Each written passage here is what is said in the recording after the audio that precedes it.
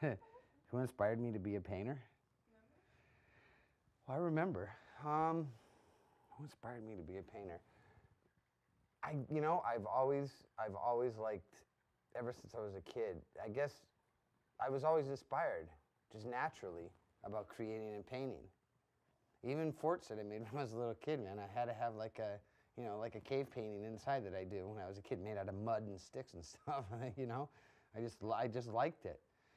Um, Was your but grandma? and my grandmother for sure accentuated it big time. Traveling a lot around the world as a young boy.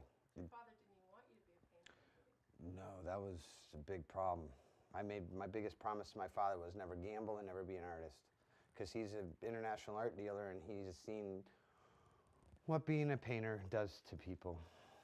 He's always into antiques and the Renaissance, old masters, folk art, um, you know, 19th century still lifes and landscapes, American, like crop seeing, Innis and, Peale, the portraits of Washington, Now those artists, he said back then suffered quite a bit. He says the contemporary artist, there's no room for a new artist. You never make make a living, especially what you're accustomed to, how you live. Weren't you one of the first abstract artists? In my family, I'm the only abstract artist in my family. There are no artists. The family goes back to this early 1600s, and they were Peter Tillou and son were furniture makers. They made Tillou chairs. They were renowned through New England for their chairs made in Boston, Massachusetts.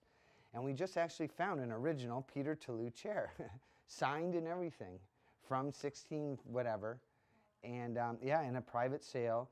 And dad now has three of our ancestors' chairs. But no, I'm the only abstract artist in the family tree in America. But my grandmother was an amazing portrait artist, just amazing. And she First noticed your talent, didn't she? she was the one who got the family to leave me alone a little. She backed off a little because I was a protege to be a dealer.